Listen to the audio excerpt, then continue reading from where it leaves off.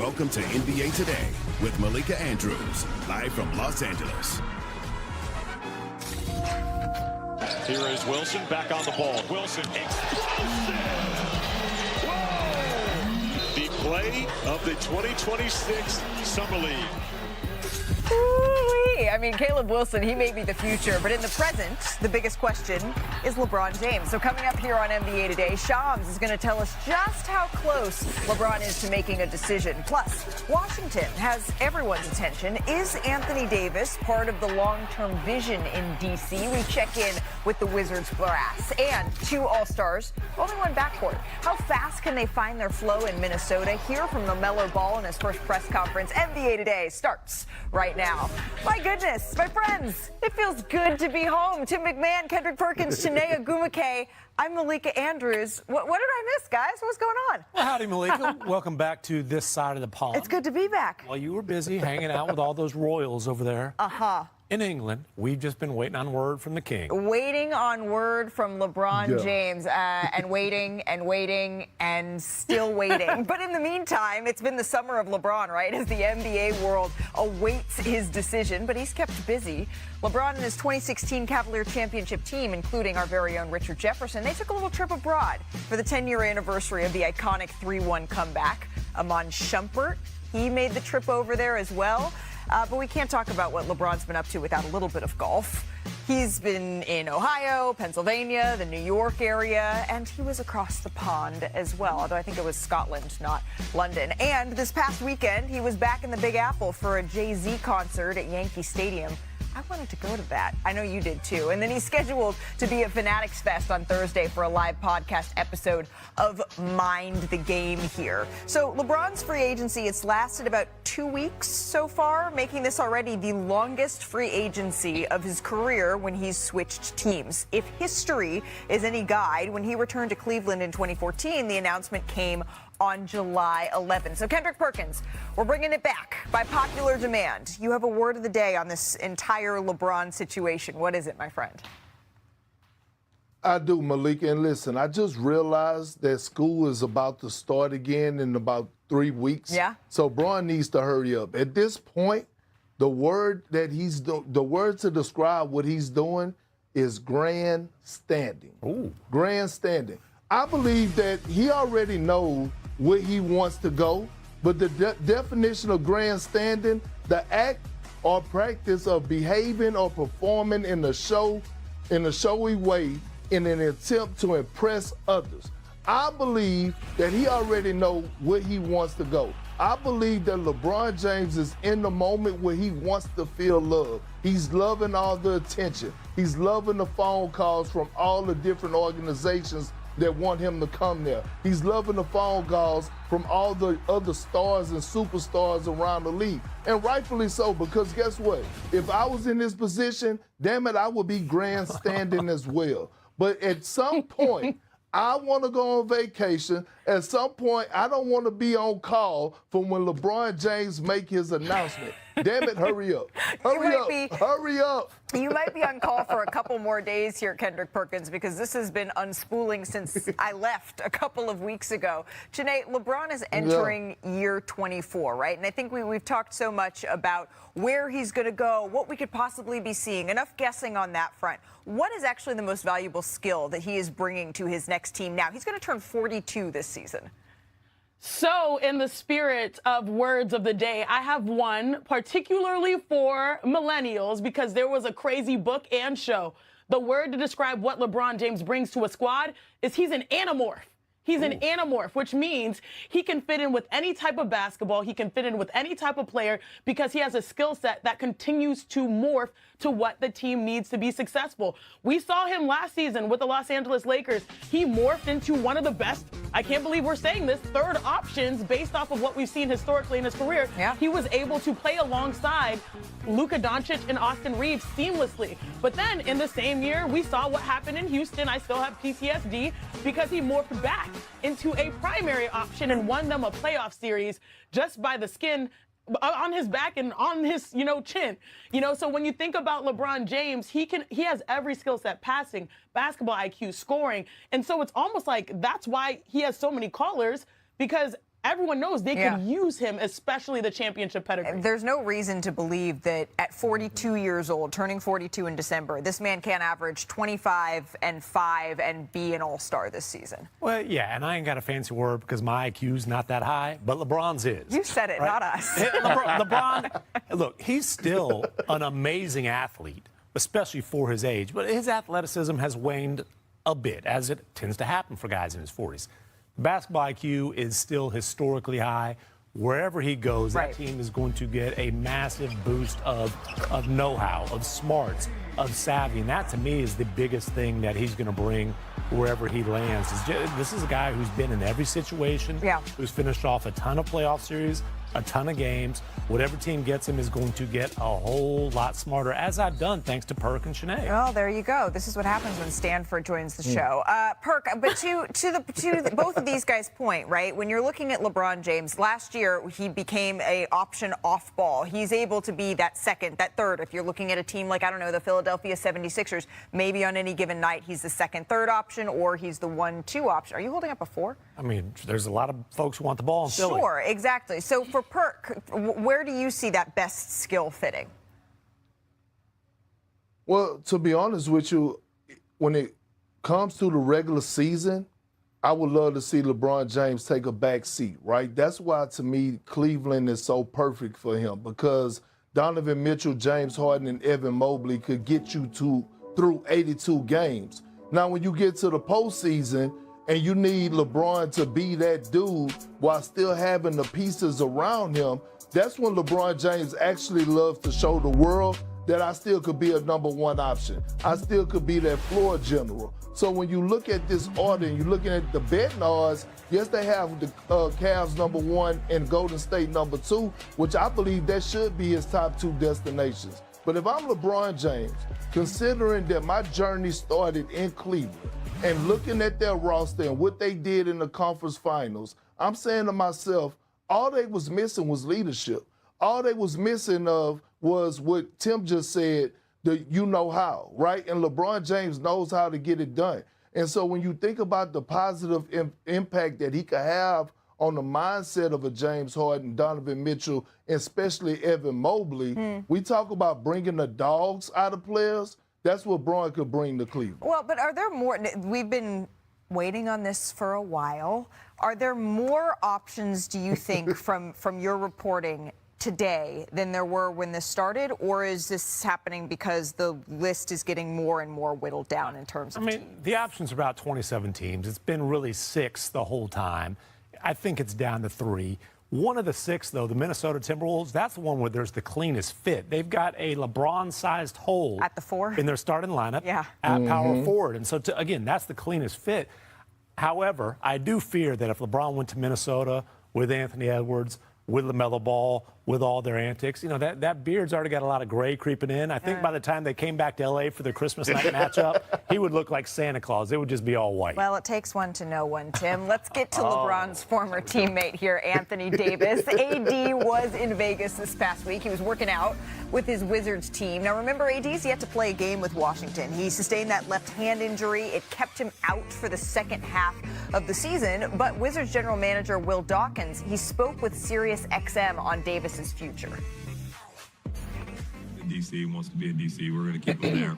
I think the important thing for us is just building on the summer and kind of making sure we're ready to go at the beginning of the year. And he was out here with all of our guys. We had every single one of our team members here for game 1. So we had all 17 guys on the roster here, and he was a big part of what we had going on, working out, leading the group workouts for our veteran players. So it'll be a fun summer. Obviously, we'll have a conversation when we're allowed to officially have a conversation. But when they're allowed to potentially have a conversation. So he's not August 6th, right? That's when we're talking about an extension being eligible.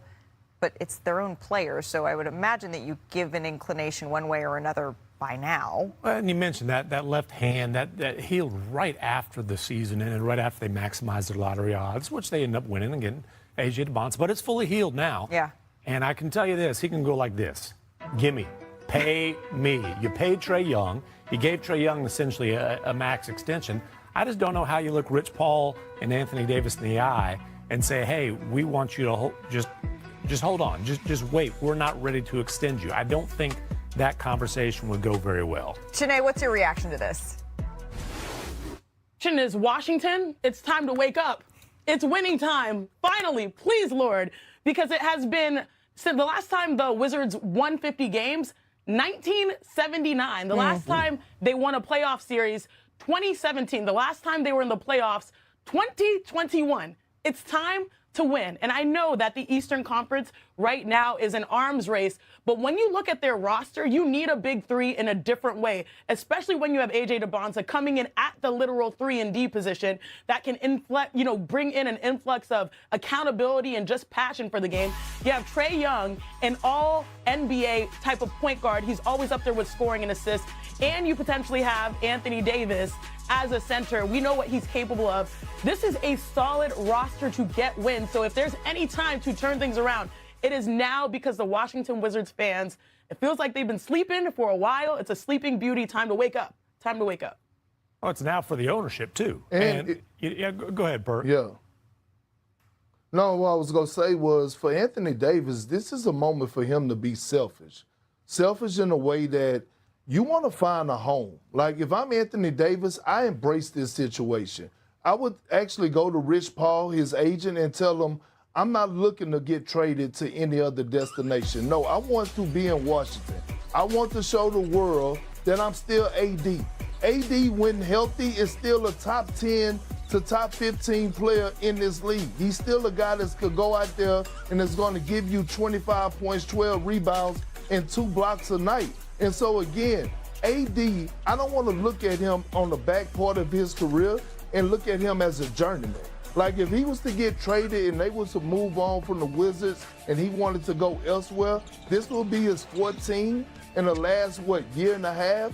That's not for Anthony Davis. And so the Wizards, yes, they have to make it right and make sure when August the 6th comes, they pick up their phone and say, we want to extend you. But if I'm Anthony Davis, I'm also putting my foot down and I'm telling Rich Paul that I'm not trying to go anywhere else. I want to be here, and I'm about to make noise here, and I'm about to show the world I'm still AD and that I'm still one of the best in the business. I mean, that all sounds great, but let's be honest. The reason that he's in Washington is because the Mavericks didn't want to deal with this discussion about he wants an extension. And it's not just that he wants an extension. He wants a massive extension. Right. A max or near max type of extension. That's why he went to Washington. That's why there wasn't much of a market for him before the trade deadline last year. And the Wizards didn't have to give up a whole lot to get him. But, look, I understand what Perk's saying. And I also am just going to point out, like, front offices don't get forever. And that's why they went ahead and they were aggressive getting AD, getting Trae Young. Last year was a tank year. They finally got some lottery luck. There is real pressure on the front office in Washington to produce a winner right now. And the last thing they need is some kind of black cloud hanging over AD because you can't get on the same page in terms of how he fits for the future financially. And it becomes more difficult when you see the numbers on the extension that they just gave Trae Young, because I would expect that they're going to offer Anthony Davis some sort of extension. The question is what that number is and if he's happy with it, especially when you just saw your compadre get a huge number. We got a lot to get to on this show, including Austin Reeves. He made a team first move this summer. Dave McMenamin, he explains how it all came together and what it means for Los Angeles' roster building moving forward. Plus, Shanae in the W. How cold is Olivia Miles? I mean, she's Ice cold. Yeah, she's got the X's and O's behind the rookie sensation's scintillating start. And we know the names, but what about the fit? LaMelo Ball, he breaks down why he and Anthony Edwards could be the perfect match. And speaking of Olivia Miles, LaMelo is a point guard. Have you watched Olivia Miles yet? Have you seen Olivia Miles yet? Yeah, of course. She cold. welcome back as we continue to follow the developing story of LeBron James' free agency. We're joined by our senior NBA insider, Shams Charania. Shams, it's nice to talk to you stateside. It doesn't seem like a whole lot, though, has changed between when we chatted a couple of weeks ago and now in terms of LeBron James' free agency decision. What's the latest you're hearing on a potential timeline?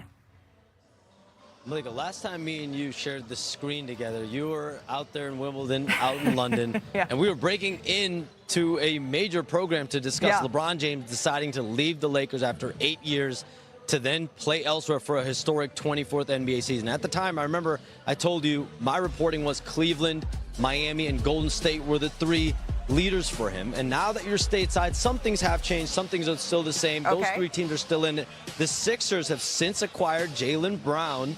Minnesota, we know, already got LaMelo Ball. They are also 2 of the teams that are involved. But my understanding is right now, as we speak, LeBron James has the information that's needed to make a decision. It's decision time right now for LeBron James.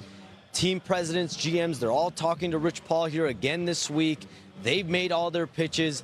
LeBron James has listened to multiple voice notes delivered to him by Rich Paul from other owners and presidents from teams that are trying to give him their best pitch. And the feel is that those 5 teams remain in the mix, but a focus on Cleveland, Miami, and Philadelphia. And he's made it clear he wants to be a part of a team where he has a chance to compete for a championship, a new team environment and culture he can be a part of. But the reason that this is taking so long and why he's able to take his time is this is not a money-driven decision. So you have teams that are offering him minimum deals, exceptions, some salary cap space as well. So he's able to take his time and sift through this decision. But this could be really any day, any week now. All right, so Cleveland, Miami, and Philadelphia, it seems like we're getting narrowed down here, Shams. I appreciate the insight, and you know that it's getting serious when it elevates from a text message to a voice message. Go enjoy Vegas, my friend. That's not, though, where the game of the night was. The game of the night, it was in Minnesota, with the Mercury taking on the Lynx here. And Kayla McBride and Olivia Miles, what a tandem we are seeing here. Miles steps back, drains the 3. Just a nasty move there by Miles. So after that, the Lynx, they trail by 3. So let's go ahead here to the second quarter. Courtney Williams searching, finds Kayla McBride, drains it. McBride is da-da-da-da-da. She's loving it there. And still in the second quarter, during the stoppage of play here, Miles, she notices that there's another job that needs to be done. She needs to take care of a wet spot on the court there, taking matters into her own capable hands. What can't she do? To the fourth quarter, the Lynx down 8. I said, what can't she do? Well, knocking down a 3. It's on the list of things she can. Lynx down 5. And then a minute later, Miles loses the defender again. Guard this woman. When are you going to learn? The Lynx trail by just 2 now. And then Miles gets the handoff. Red hot. 33 points. She was 5 of 8 from 3. Game tie. Kayla McBride for 3. You bet. Great connection there. Shout out to Ryan Rutho. 48 seconds left. Who are you going to find? Miles to McBride in the corner for another 3. McBride had 37 points in this one, and this duo became just the second duo in WNBA history to each score 30 points and make 5 threes. Generational, you know what I mean? It's so competitive, poised, just one of one, you know, and just watching her go out here and do her thing, continue to learn, continue to grow, and just having a lot of fun, you know? She's still just a kid, and so we just want to keep lifting her up, keep helping her, doing whatever we got to do, but it's just fun to watch right now. I'm a fan. We're all a fan, Janae. Olivia Miles has taken the league by storm. What have you seen from her game that's translated so well into the W her rookie season? All smiles for Olivia Miles. Olivia Miles is showtime. I stole it from the bottom line of our show in the A block, okay? So I'm going to give credit to Dominique. Give credit where credit is due. Let's break down her game because she's so good as a scorer. We learned this at Notre Dame and TCU. Watch this. Nice pick and roll. She leads the WNBA in pick and roll actions. She creates 7.4 distance to get her step back. That's what she perfected in college and now is showing out in the pros. Again, good little ghost action. She finds, as a passer, she leads the WNBA rookies in passing. She finds K-Mac, who knocks down the 3. K-Mac, by the way, is top 5 all time in made threes. And last but not least, she just has a gift. That's so Raven. She can see the future. And she has a great partner in crime in Natasha Howard, who's having a career year alongside Olivia, the spectacle Miles. And we say spectacle for a reason because those goggles are great and they also bring out the greatness in her game. Speaking of which, she is number 4 all time when it comes to points per game in WNBA history by a rookie. Look at the company that she's in. She has been a sensation, a revelation. And this is a team that I have to acknowledge when the year started without Nafisa Collier, who was an MVP consideration the last few years. This is a team that I was like, oh, they might struggle without their all-everything player. She has kept them at the top of the WNBA standings, and it's wild to see her perform this well as a rookie. Yeah, I mean, it's a future I can see. I missed you. But Janae, just like you and me, dynamic duo, a big part of Miles and her success, it's got to be the play of Kayla McBride as well. And that brings us to today's Inside the Game. It's powered by AWS. Kayla McBride, she ranks 4th in WNBA in gravity, which measures how much attention players draw compared to the spacing on the floor, the prediction of the spacing on the floor. So you can see exactly how she's able to, without Nafisa Collier, help Olivia Miles keep this team afloat and at the top of the standings. I cannot wait to see Olivia Miles. They win the ESPY, right? The Hornets, they have had a busy summer. They decided to shake things up by dealing LaMelo Ball to Minnesota. And the All-Star point guard, he was formally introduced with the Timberwolves earlier today. I feel like sky's the limit. Like I said, I just show up, try to learn, and do the best I could. So it's going to come in. I know Ant for a minute, so, I mean, we've been talking. Just everybody excited, and we ready to get to work. Did you put a call into LeBron and just say, come on with us? Yeah, whatever you're thinking. I mean, they do have sort of the perfect fit for LeBron if that's a decision that he decides to make. But, Perk, you've already deemed that Ant and LaMelo, you've already crowned them the best backcourt in the NBA. But what do you need to see from LaMelo Ball to help the Wolves take a step forward this year? Well, Malika, you know when it's summertime, it get hot outside, and I get to thinking. And sometimes and sweating. The sun fries my brain, and sometimes it enhances Where my are we brain going, to my make me friend? thinking realistically. Okay. And LaMelo Ball is going to impact Anthony Edwards in such a positive way that I got Anthony Edwards as my front runner going into this season as the MVP. Because the one thing that I thought that hurt Anthony Edwards was not having that other playmaker play alongside of him, that other point guard that was going to take the pressure off of Anthony Edwards so he didn't have to do it all, meaning going out there and getting buckets and being the facilitator for that team. I thought at times I saw Anthony Edwards get worn down throughout the course of the game. With LaMelo Ball pushing the pace, being the guy that he is, one of the best assist guys in the league, Anthony Edwards is going to thrive not only in transition, but he's going to thrive off of wide open three-point shots. We saw what LaMelo Ball did for Knipple last year. Anthony Edwards over the last few years has been one of the best three-point shooting guys in the league. Him and LaMelo Ball playing alongside of each other, Anthony Edwards' points is going to go up. I got him as my early front runner for us going into next season to win MVP. Perk, it's summertime. Your brain is not fried. You are actually on to something. I'm still like, where was that metaphor going today? Right? No. Put it on the sidewalk. Hey, Perk, I'm picking up what you're putting down because LaMelo Ball, he's such talented.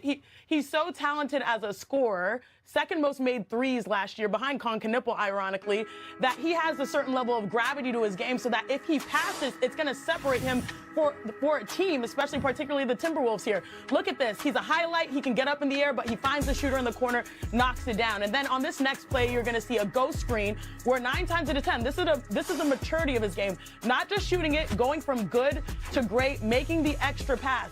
That shooter in the corner is going to be Anthony Edwards, taking pressure off of him. Again, he's so gifted. He's a highlight. He can get downhill. He can hit you with a step back.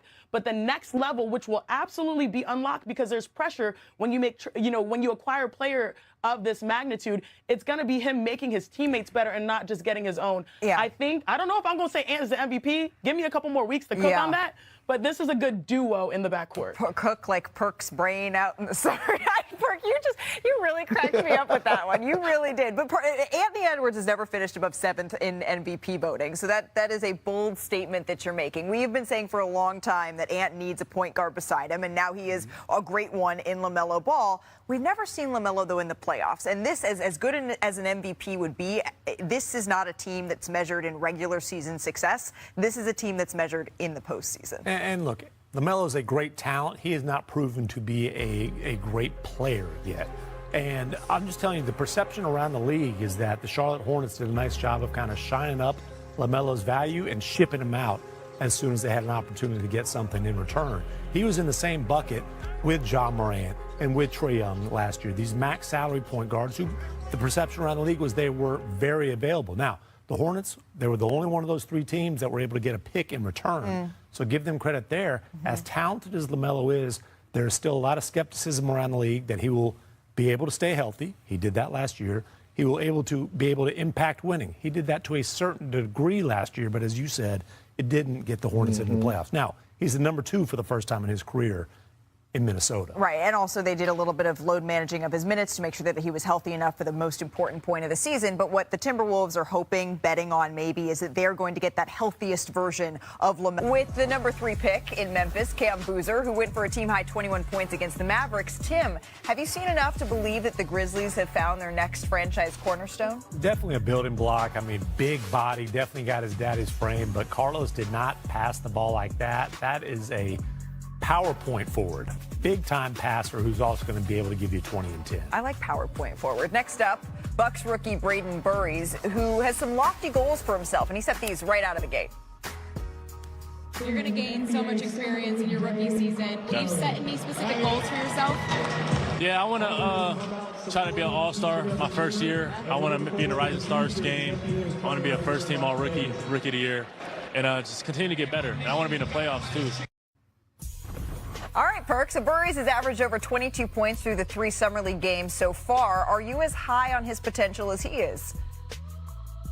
I am, and I believe every single word he said. If he said he want to be in the playoffs, damn it, you better believe him, because he did help Arizona get to the national championship game. And what he is showing the world is that, hey, when y'all talk about Darius Acuff and y'all talk about Darren Peterson, damn it, y'all go start mentioning my name. Well, we knew about the lottery picks, but might a second rounder be the guy that's turning the most heads as of late? Malik Thomas, the 34th pick out of Arkansas. He dropped 35 to raise his average to 28 points a game, the most of all the players we've seen in Vegas, Shanae. Have we already found the steal of the draft here?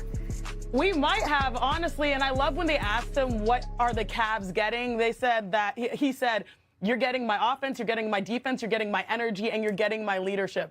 Wise beyond years, but most importantly, you like to see the ascension, because in Summer League, dropped 20, dropped 30, dropped 35, including 5 threes. So I feel like it's Oprah when it comes to Summer League. You get a star, you get a star, you get a future star. It's been so bright in Vegas. Well, it's not just the rookies, though, that we have our eyes on, right, Shanae? We're looking at Kawhi Leonard in Vegas because despite not officially being traded yet, he was in the crowd for the Raptors game last night, and he got to see Toronto hang on thanks to a game-saving block by Seth Lundy. And, Tim, I'm guessing seeing Kawhi was more consequential, but the final sequence was as well.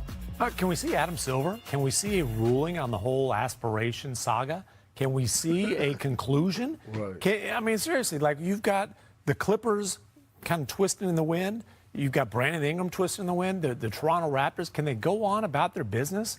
You told us at the finals it was going to be about 6 weeks. It's past 6 weeks. Time for the league. Oh, we also have a mural, by the way. Kawhi has not left downtown L.A. Well, I'm strolling around. Look, there's some trees planted down there at the bottom. I don't know if those are related to... do you see the trees? And I think that says... It doesn't say Clippers anymore. It says Cursed on the jersey. So I think there's been some vandalism. I'd like to report some vandalism. That is an E or if that's a T that's near the end there. But let's end it with what might go down as the highlight of Summer League, right? Caleb Wilson. Watch him here. Oh, my goodness. I mean, throwing it down all over the Utah Jazz. He might not have gone for 35 like he did the first game out, but this highlight may have been even more impressive than the 7 threes, Perk. It was. And you know what? He's been, I mean, look at the takeoff. I guess they didn't read the scouting report. The scouting report says he's one of the most athletic guys in the draft. So, Chene, does this mean that Perk, do you think he's off the hook for being the victim of the greatest thrunk? He is never off the hook, but let's be real here, Perk. You didn't even read the scouting report. You just went out there and tried to out-muscle people. Summer League is not the time for scouting report. It's the time for statements. And so, yeah, you should have learned from past experience, Perk, to come correct, okay? Why did our producers, they put an arrow and said Kendrick Perkins, as if we all didn't know that that was Kendrick Perkins over there. Y'all are wrong for that. Skinny Perk. I thought we left the pettiness in the regular season. Off season, I thought we never were full leave the of joy. pettiness. You know that. You know that. All right, Chicago fans, they are going to hope to see those types of highlights from Caleb Wilson, and they're hoping that things can turn around here in the Windy City because the Bulls have missed the playoffs 8 of the last 9 seasons, and Chicago, they've made some significant additions this offseason. Of course, most notably the 4th overall pick that we just showed you, Caleb Wilson, but they also signed a 2026 All-Star, Norm Powell, and then they traded for Nick Claxton. So let's bring in Jamal Collier. He just released a story on ESPN.com that details one of the most iconic franchises, how they maybe lost their way and found the roadmap to mediocrity. So Jamal, how exactly is Chicago starting to turn the page here? Malika, you just showed it. It's Caleb Wilson. And I was there in Vegas at Summer League over the weekend. Maybe no athlete, all the top 4 picks played well, but nobody really had the arena buzzing the way Caleb did. The way he came out on Friday night, hitting more threes in that game than he did his entire college season, following it up with that dunk on Monday. It's Summer League, and people don't like to sort of get too overzealous about that, but the Bulls were really excited about what they saw from Caleb. He gives them a direction they just have not had in really any time in recent memory, especially over the past 6 seasons, when sources told me there was a lot of just misalignment within the organization. People didn't know if they were rebuilding, what are they going for playing tournaments for. Just sort of didn't understand the direction and general goal of the team. Bryson Graham was hired at the end of the season as the new head of basketball operations, and he's really got the building much more aligned. You see the veteran signings that they had about Caleb Wilson moving up in the draft, being the future of this team and being really a foundational piece for them to continue to build on. Park, what are your expectations for Chicago this upcoming season? Well, just to show the world that they got foundation and they got culture, something like what we saw from the Charlotte Hornets this season, right? And it starts from the front office. And I just remember Bryson when he was a young pup in New Orleans. Like, I know he's ambitious. He knows the game. He knows what a roster should look like. And he also knows what franchise players look like. And Caleb Wilson is going to be that dude. But I think he found a good balance of franchise guys along with veterans. I think going out and getting Norman Powell on a 2-year deal at the number that he got him at was a huge signing. Also, we know with Josh Giddey, he's a guy every single night that's going to go out there and have you a double-double in points and assists. So they're finally moving in the right direction. I mean, the Chicago Bulls has been over the last, 5 to 6 years or maybe even longer, the Sacramento Kings of the Eastern Conference. Yeah. And now all of a sudden, you could, Well, but no, I'm just saying 4 years ago, right? 4 years ago, midway through the season in January, they were the number 1 seed in the Eastern Conference. And then they had Lonzo Ball get hurt and everything sort of fell off a cliff. But it seems like that's the magic that they've been saying that they're trying to recapture. And that made it so that they didn't fully jump into a rebuild because they said, hey, look, what about this? What about what we did here? So if you were to boil down, Jamal, what their goals are for this season, what have you been told? Is that a rebuild? And that's just word the organization has been kind of dancing around, scared to use ever since that Lonzo injury. And Bryson Graham at his intro presser just came out and said it. We are rebuilding. We're about development of their young players, starting with Caleb Wilson, number 15 pick they had as well, Dalen Swain. They've got Noah Senge, who got hurt in his rookie year last year, Matas Buzelis. It's about development, and this team has really chased almost short-term goals over the past few years, sneaking into the play-in, losing in the play-in tournament for 3 straight years. But even getting some of those vets, like Perk mentioned, with Norm Powell, Nick Claxton, it's about really surrounding the infrastructure with their young players to be able to develop, to be able to grow, and to make sure Caleb's in position to thrive. Yeah, and they've been a little bit reticent to do that in recent years, and now they're finally taking the plunge. Let's see how quickly they're able to go from rebuilding to building towards a championship and at least playoff team. Jamal, thank you very much. I encourage everyone to read that story on ESPN.com. If you're looking for more hoops, we got you. Summer League, again, tonight on ESPN. The Grizzlies and the Warriors first up at 7 o'clock, and then it's the Nuggets and Timberwolves. That's at 9 o'clock Eastern. Coming up, LeBron's next chapter. Of course, it could change the NBA.